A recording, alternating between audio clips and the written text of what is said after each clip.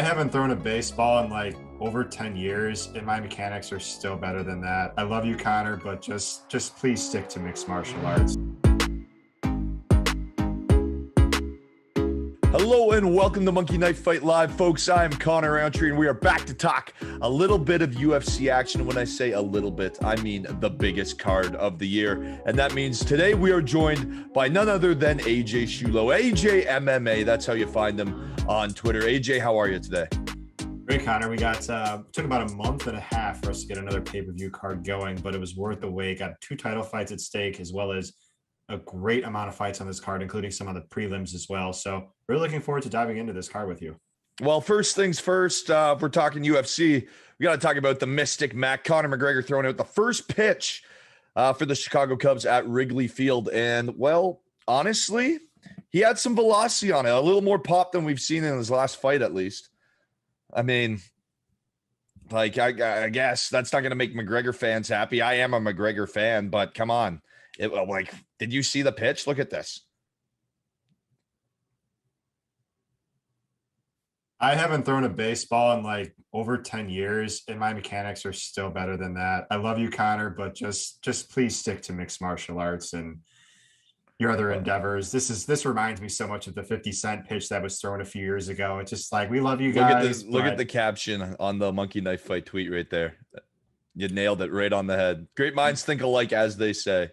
He might be off the hook. I think he's off the hook though, because it happened so many years ago. If they happen side by side, it'd be interesting to see who gets the edge there. But this was definitely the talk of the town when it happened yesterday for sure, and it will be for the next week or so. Yeah, that one video alone had 5.1 million views there.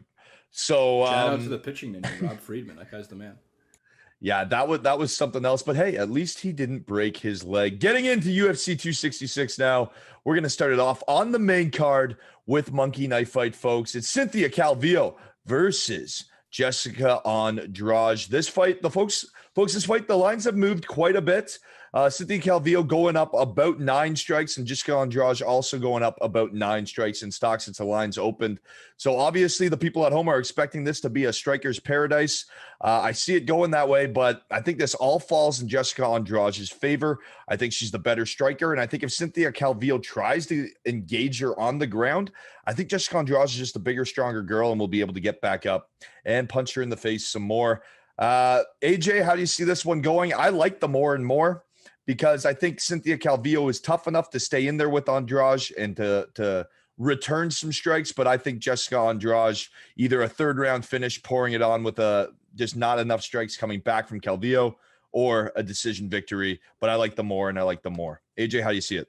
Yeah, I like the more and the more too. It lines up statistically well. Jessica Andrade lands 6.15 significant strikes per minute on average and absorbs 5.12. She's willing to crash the pocket, come forward in a sort of a reckless sort of way, but her power, her volume, her aggression is just too much for a lot of the fighters in this weight class. She's able to get by, unless if you're Wiley Jane catching her on the way in, or we saw Rose catch her with that knee in the first fight, knocking her down.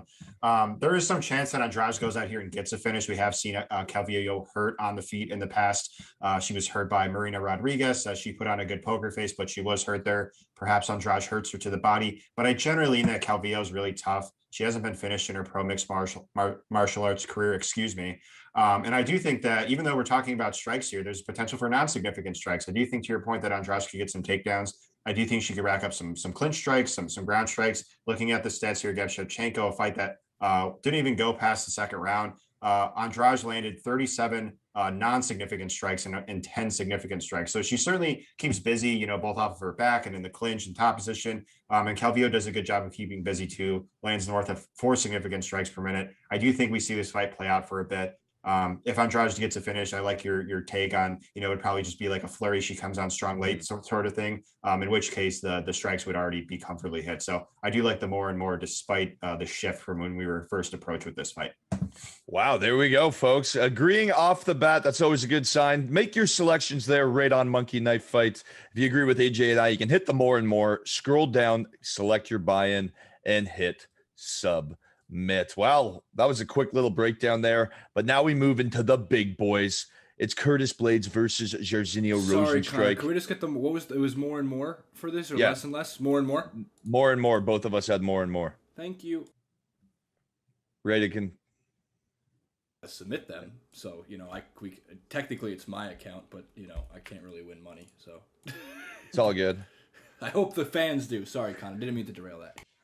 No worries. Moving into the big boys now on the big ticket. It's Curtis Blaydes making his comeback against Jairzinhio Rozenstruik. I think one thing that we have to look out for Curtis Blaydes in this is he might be a little hesitant after eating that Derek Lewis fist from hell, that uppercut that put him to sleep the last time we saw him. But outside of that, Curtis Blaydes is a dominant wrestler. He's the bigger, stronger man. I think he takes Jairzinhio Rozenstruik down here, and I think he forces a finish out of it, just finishing the big baby, Jairzinhio Rozenstruik. AJ, how do you see it? Yeah, I'm going to actually go with the less and less here. I do think that we could either see a finish rather quickly. I do think that Rozenstruik is the larger finishing threat. You got to worry about Blaydes to some extent, that he maybe doesn't fight to a good game plan. It made so much sense to go out there and shoot takedowns against Derek Lewis, who we've seen time and time again, that be his kryptonite. And Blaydes just refused to shoot the takedowns in a main event spot. Where the implications were you were fighting Cyril Gane if you won that fight for the interim title, and then you would have eventually got a trilogy with Francis had that happen, but he just refused to shoot him. And you got to be a little bit, like you said, could be very well hesitant here, coming off of a brutal knockout loss to Lewis, where he was actually like put out cold. Like I know he's knocked out by Francis a couple of times, but this was one where he's out like a light.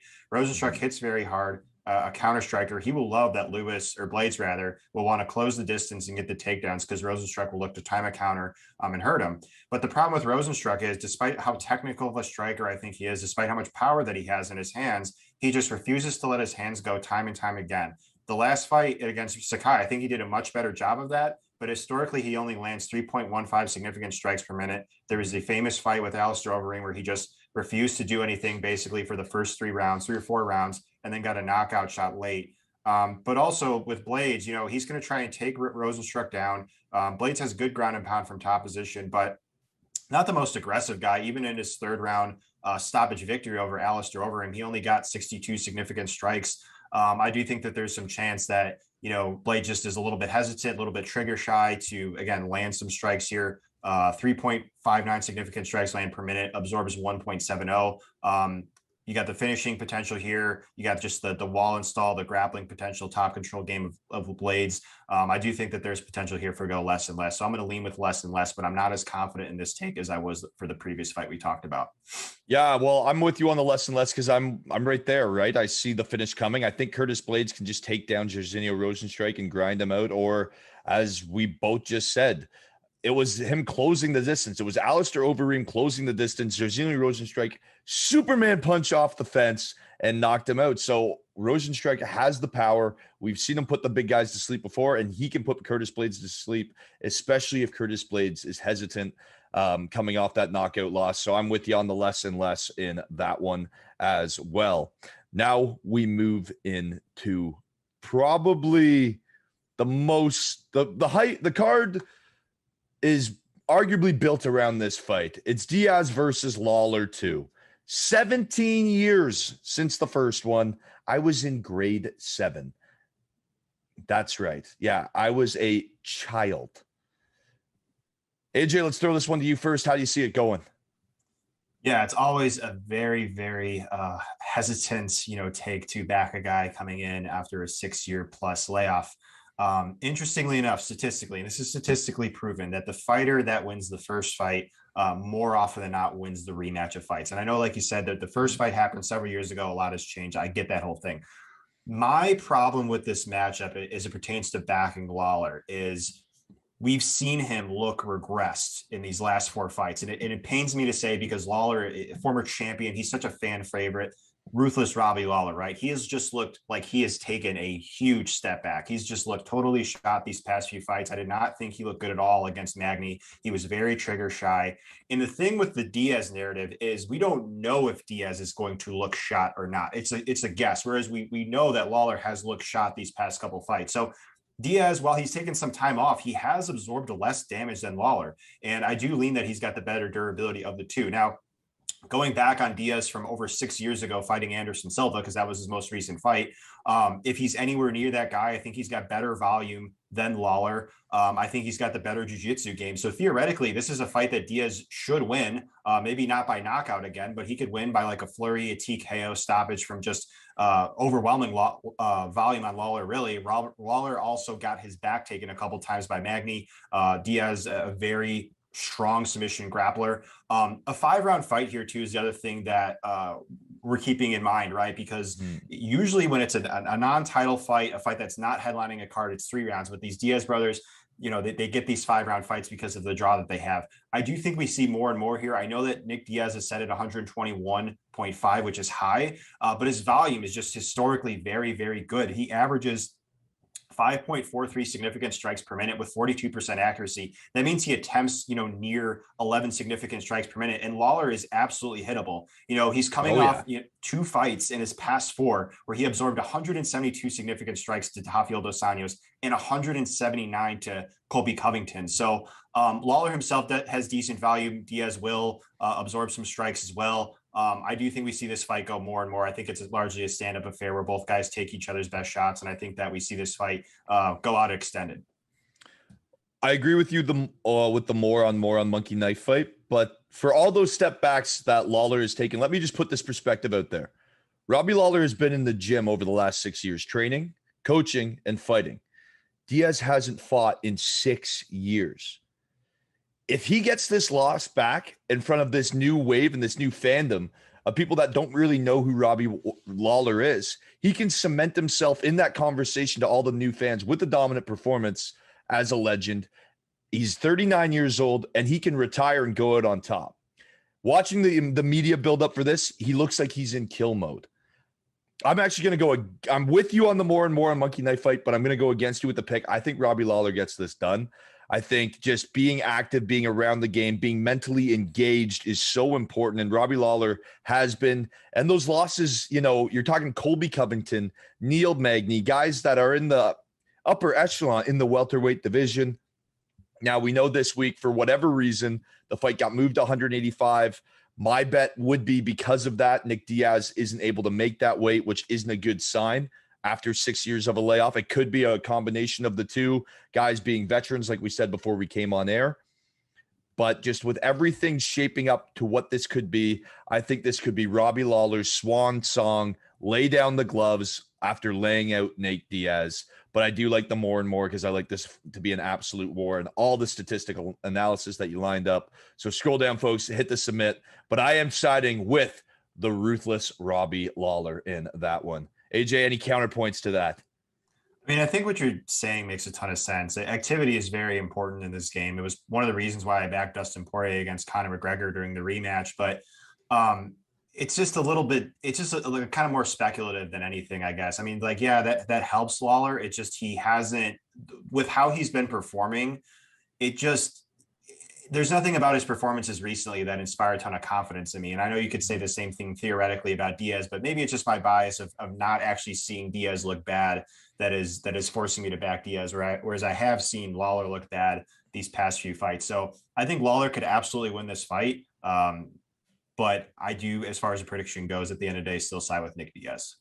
Well, folks, we're moving on to the co-main event now. Splitting hairs with the last one, but now it is championship time. Lauren Murphy and Valentina Shevchenko. I'm going to go right off the bat with a less and less. I think Valentina Shevchenko dominates this fight and finishes it. Wow. That was okay. I like it. Okay, so I'm with you on the less on the Murphy side. I'm actually going to go more on the Shevchenko side. Shevchenko is so dominant, as we saw in that last fight against Andrade. You could be a very physically strong fighter, a very powerful and aggressive fighter, but Shevchenko is just on another level with her technique, her physicality, her just overall skill as a mixed martial arts fighter. I will go on record and say she is the most technical fighter in the UFC, hands down. I mean, everything she does is so technically perfect, and she seemingly gets better with time. I mean, her and Amanda Nunes, to me, are not complacent champions at all. They find ways to get more motivated, and they polish up their game even more. Now, with that said, I think that Shevchenko does go out here and have a dominant performance, but Murphy is historically very, very tough. She's actually never been finished in her pro career. She's a brown belt Brazilian Jiu-Jitsu. There is some chance that Valentina just gets the mounted crucifix on her again. But I could see that being later on in the fight, kind of like how she did against Caitlin Chikagian in round 3 there. And that just shows the level of grappling that Shevchenko's on. I mean, she got the mounted crucifix position against against Chikagian and Andrade, who are both elite level submission grapplers. So while Murphy is skilled in her own right there, I do lean that the toughness of her game, it should prevail, carry this fight on for a bit, where Shevchenko should be landing more than that threshold that we have set there, the 98 strikes. She's eclipsed that. She eclipsed that her last fight very comfortably, 2 fights ago, against Jennifer Maia, where she landed 249 strikes in a fight that went 5 rounds. Again, we need, roughly like a third of that.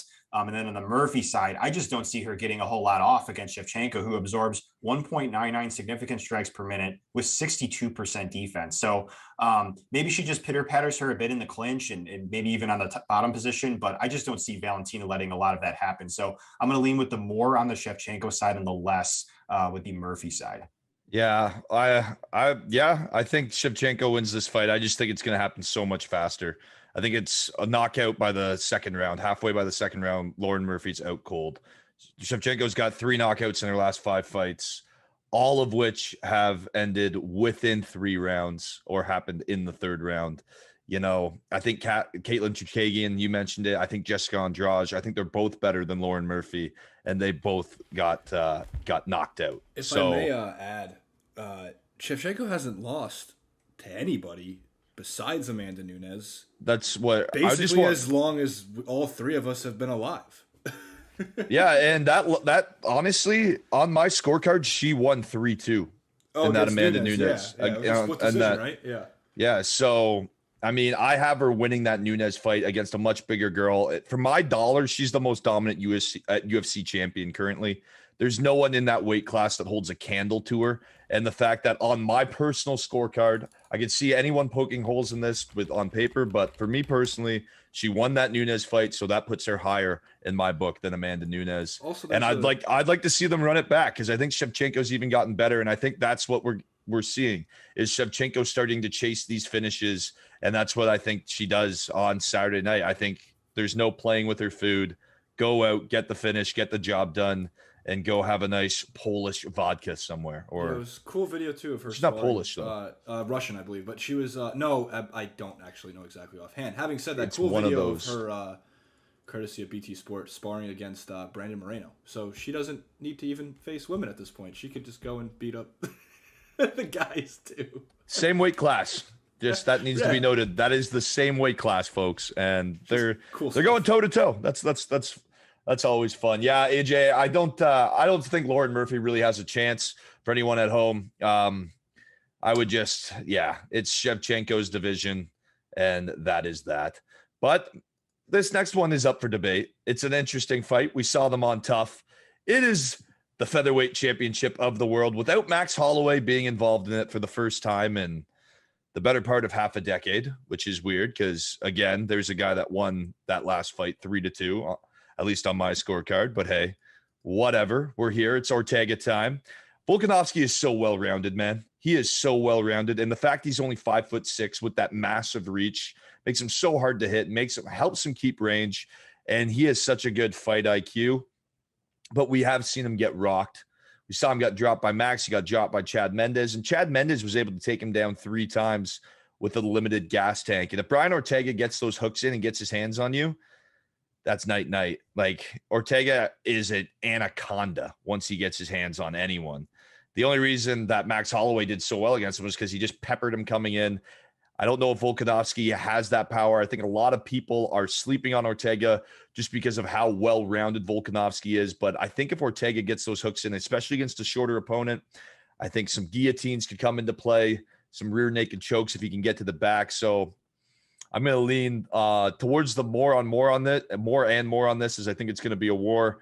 But don't sleep on Brian Ortega, folks. Yeah, I'm going to go with the more and more as well. Both of them are historically very durable. The fight also seems likely to go the distance, if not play out for a bit. Both have some level of power, but I tend to think that durability prevails if something's got to give. Ortega, he does have good volume historically.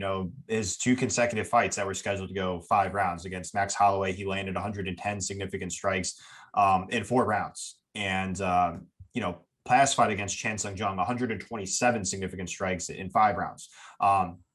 Volkanovski's the more defensively sound striker, but as we saw in those last 2 fights against Holloway, he absorbed 134 and 102 significant strikes respectively. And I think that Volkanovski, even though I do give a lot of respect to Ortega's game, I do think that he is rightfully favored here. I do think he will be landing with more frequency. 6.02 significant strikes landed per minute. Ortega absorbs 6.28 significant strikes per minute. I know that he looked better than ever against Chan Sung Jung in that last fight, and to me, it's just a little bit different, a matchup against Volkanovski, who's much less flat-footed than Jung.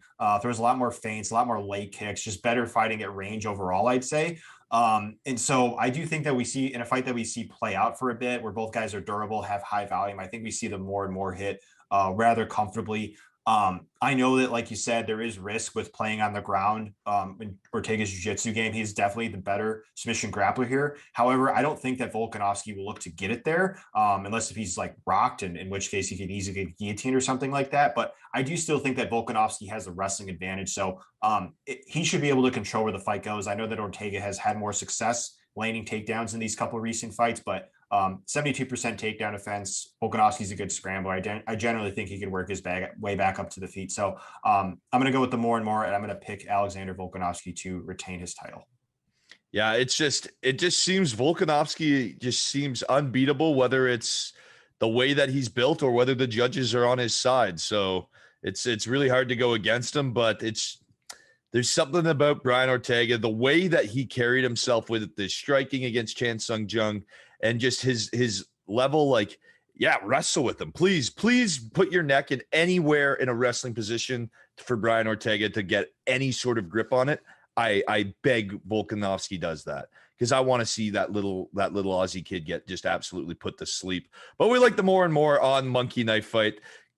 Oh yeah. Well, I think he's the more durable fighter. I think he's got the better striking, and I think his key to victory will be actually those leg kicks that AJ alluded to. If he can limit Ortega's movement that we saw against the Korean Zombie, if he can limit Ortega's feints and that ability to latch on and jump around and use his legs as traps and set traps for submissions, then Ortega's going to be a sitting duck. But if he can avoid the leg kicks, mix up the striking, use a little more power. I think Ortega is a big guy for that division. I know he's only 5'8", but he fills out that frame really, really well. I think a lot of people are overlooking Brian Ortega on this, and I'll go on the record and I'm taking Brian Ortega in this fight. I think Volkanovski's a heck of a fighter, but I'll bet a shoey with you, AJ, on that one. And we'll it's always the shoeys. It's just a gentleman's bet, and no one gets hurt. Everyone goes home safe, and just with a little stinky shoey. That's all. Fine, let's do it. I'll put it in my calendar to do a shoey. If Volkanovski loses, I'll do a shoey. Saturday night Twitter live stream. I want to hear you do your shoey. If not, I guess I'm going to be eating. I'll literally be putting my foot in my mouth. Foot and mouth syndrome coming to you live, folks. Any final notes on the card, AJ? Favorite picks on Monkey Knife Fight? Because I know I have one. I mean, to over to the Knockout King, I do have a few selections there. If you want to head on over to that, let's do it. $2,500 on the line. All you need to do is select 3 fighters. If all 3 of those fighters score a knockout, you're in to win your share of the $2,500. AJ, take it away. Yeah, you guys know my style by now. I usually generally side with the odds here with, just seeing who has a good inside distance line, specifically a TKO KO line. This week, I'm going to a little bit contrarian in a couple spots. This first option, not so much. Matthew Semmelsberger, very good inside distance line. He's facing an opponent in Sano Jr., who I think is getting this opportunity because he's very close. He's He's Diaz's friend. Yeah. Diaz's friend. It reminds me of Chris Avila when he got his shot in the UFC back at UFC 203 when Nick Diaz was fighting Conor the second time. And to me, Semmelsberger is a better fighter everywhere. I think he's got a legit chance to win this fight by knockout because he hits really hard. 2 knockdowns so far in the UFC. And Sano, interestingly enough, he has been knocked out professionally once. And the guy that knocked him out, that was his only professional win by knockout. And I just, from what I've seen out of Sano, I don't think he closes distance well. I don't think he's a good technical striker. Semmelsberger, I do think he has opportunities to go out here, get a knockout on the feet, and that'll be that. More less obvious option, not in terms of like a pick to win, but a guy that I think has sneaky knockout upside late is Merab Dvalishvili. I think that this is like one of the widest cardio discrepancies in a fist fight I've ever seen. Rob Dvalishvili's nickname is the Machine. He could go out there and land upwards of 12 takedowns over the course of 15 minutes against guys that are good wrestlers like Casey Kenny. And Marlon Moraes, we've seen it more than once. He cuts a lot of weight because he's got a very densely muscled frame, and he gasses in fights because he throws all of his strikes with such power and just can't keep a high tempo. Once Henry Cejudo decided to close the distance on him, he was just completely spent there by round 2, got finished late in that fight. I know that Merab isn't historically a big finisher, but if he's fresh as a daisy in round 3 and Moraes has nothing left, I don't see why he can't get a ground and pound stoppage or maybe even finish him on the feet. So I do think that Dvalishvili has sneaky TKO upside late when he's fresh. Last but certainly not least, Manon Farrow. Her odds suggest, yeah, she's got like a reasonable chance to do it. Very good striker, 2 knockouts so far in the UFC and knockdowns in 2 UFC fights. She's fighting Mayra Bueno Silva, who is historically very tough. My issue with Mayra Bueno Silva's style is that she doesn't defend strikes very well. She absorbs almost 5 significant strikes per minute and has 47% striking defense. I'm trying to pull up the stat here just so I see it offhand, but just not very good striking defense. And I do think that she'll be there to be hit by Farrow, who's a much more polished striker, especially at range, hits very hard. I do think that she goes out here and gets a knockout. Nice. Yeah, I was just trying to direct Jason on the back end there while you were talking, AJ. Sorry. He kept going over Farrow because she's France's very own. The T is silent, Farrow. Another something that I want to note too. Yeah, Matthew Semmelsberger was one of my picks as well. Sanu hasn't won a fight in over 7 years. So just put that in the back of your mind. Matthew Semmelsberger, I think, is just much like my Valentina Shevchenko analogy. Put him in any parlay, any pick on Monkey Knife Fight you want. He's going to get the win by knockout. Yes, add Valentina Shevchenko in there for me. And while I like your picks because I like Marlon Moraes. Oh, AJ's got something. I just received word that the Farrow Bueno Silva fight is off. Okay, well, here we go then. Here's one to look out for. It's Chris Daukaus versus Shamil Abdurakhimov. Abdurakhimov, yeah, that's it. Shamil Abdurakhimov. He hasn't fought in 2 years, and he's been knocked out a trio of times. No. Shamil's going to get knocked out by Chris Daukaus. Yeah. Shamil hasn't fought in 2 years. He's been knocked out a trio of times. Chris Daukaus is feeling it right now. I think he's won 4 straight fights, I believe. Solid pick there. Knockout Kings, heavyweights. Someone's going to get chopped. That's my theory. AJ, any thoughts on those picks? I like it. And I think for my substitute on the Farrow side, I will substitute in Daukaus. Good chance to win inside the distance. I think he's got a hand speed and boxing advantage here. Abdurakhimov, 40 years old, hasn't fought, coming off of injuries here. I think Daukaus goes out here and gets another knockout. Yeah, I'm totally with you on that one. Perfect. And any final picks across the card that you want to take a look at on Monkey Knife Fight? Let's hone in on the Jalen Turner versus Uros Medic fight. This is a fight that I think is going under the radar, but it's very, very exciting from a fan perspective, I think. I can't believe how big Turner is for the lightweight division. The guy's 6'3" with a 70. Well, not Monkey Knife. The UFC's website has him at a 77-inch reach. I've seen on Sheerdog at 75.5, but either way, you're talking 75.5 up reach in the lightweight division, and the guy's 6'3". AJ, take it away. Yeah, it's a crazy fight because Uros Medic has looked great in the footage we've seen him in this Contender Series and his UFC fight. He goes out there and gets first-round stoppages. The problem that I've seen is he's just barely been tested, and he's always used to being the longer, rangier guy. He's not the longer, rangier guy here. Turner actually has 2 inches of height and 6 inches, of reach on him. And I do think that there's some chance that if this fight plays out, that we find out Medic just doesn't have good cardio. I mean, how many times have we seen it where a guy hasn't been past like the 6-minute mark of a fight, and we find out like once he gets extended, he just totally gasses. I mean, that happens much more often than not. So I know Turner isn't exactly a cardio machine, but he has been the distance more than once. He's the more UFC tested guy. I think that this fight has sneaky finishing upside. Medic, again, hasn't been past the 6-minute mark. Turner himself doesn't go the distance much more often than not. I'm going to actually go with the less and less here. I think we see a finish, whether it's early or whether it's a little bit late. I don't see Medic touching that 87.5 mark. He comes out super hot and aggressive early, but I don't see that pace sustaining as the fight carries on. Yeah, something just to add to your point for everyone at home, like Medic's averages in his 2 UFC fights under 2 minutes of octagon time. So there you go. He doesn't last long. He's 7-0, but Jalen Turner has that massive reach. He knows how to use that range. And I agree with you, AJ. I think somebody's getting dropped in that one. But again, that one's a pick 'em for me. I just don't know who, if I'm being honest with you. So if I had to lean, I'll take the size of Turner and the experience of Turner. But I like your picks there. Could Jason, may you please take us to the main slates for the main card? The slates for the main card, please. Yes, the main slate. And can you scroll over to the rapid fire, please? The rapid fire is fun. Look at these. Volkanovski. Well, simply put, I think Volkanovski and Ortega, they're younger, they're faster, and they're going to have more output than the Nick Diaz and Robbie Lawler. So give me Volkanovski's output against Diaz there. And I told you Shevchenko is going to finish that fight inside 3 rounds. So I'm going to take Ortega with the strike advantage there. Scroll down, folks, and that pays 2.5 times your buy-in on Monkey Knife Fight. So there's just a little tidbit. I did some digging for you. You're welcome. AJ, any thoughts on that? Yeah, I'm pretty conflicted on the first one. I don't think that there's anything wrong with that left hand, the Volkanovski versus Diaz fight, but I do like your pick on Ortega over Shevchenko there with the more significant strikes. The fight's less likely to get finished. He could rack up more volume historically, so I think that that's a good selection there. Yeah, I just, Diaz's last performance against Anderson Silva, you saw him laying around. You saw him showboating. I think he'll bring that showboating. I think he's confident going into this fight.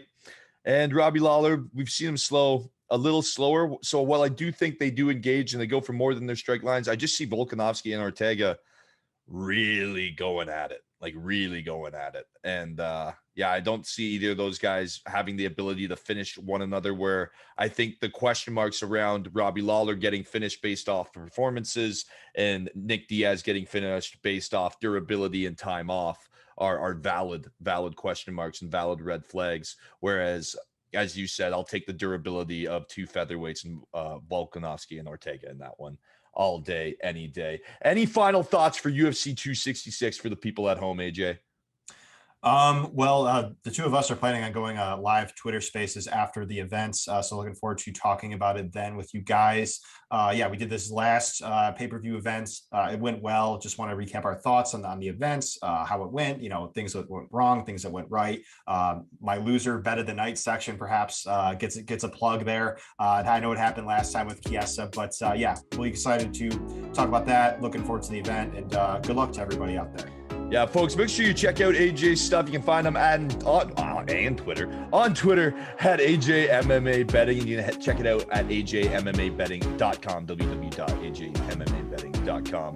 Get all of his picks. Sign up, folks. The guy's a genius. I back him, except on the Volkanovski pick because I'm riding with T-City up in here. Folks, thank you so much for joining us. I'm Connor Rowntree. That's AJ Schullo. And